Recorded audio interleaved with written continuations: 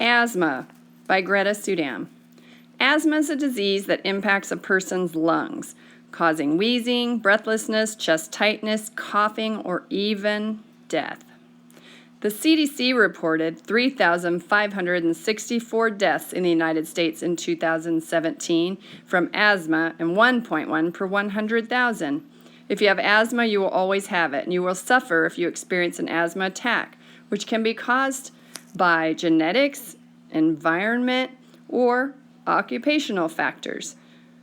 Your risk of developing asthma increases with exposure to environmental factors, such as air pollution, mold, dust mites, and secondhand tobacco smoke, or if a family member has asthma. It can be controlled with medication and by avoiding triggers that bring on an asthma attack. Asthma impacts adults and children. 19.2 million adults in the U.S. have asthma and 5.5 million children. The selected intervention is titled Effect of a Pharmacist's Intervention on Asthma Control. The researchers aimed to evaluate the impact of an intervention deployed by pharmacists on adult asthma patients. The study was a cluster randomized controlled trial and was conducted in Spain for 6 months between November 2010 and June 2011. Patients age 18 and older were recruited in pharmacies and required to have been prescribed Symbicort, an inhalation aerosol made by AstraZeneca. The patients in the control group received the usual care for asthma control.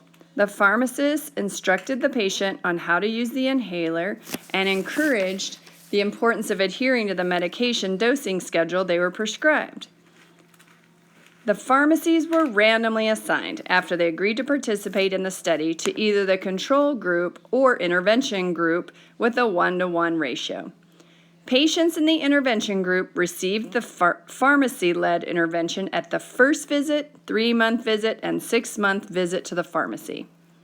The study was funded by AstraZeneca Foundation and was based on a similar pharmacy-based initiative by EMUs conducted in 2008 in Belgium. Results.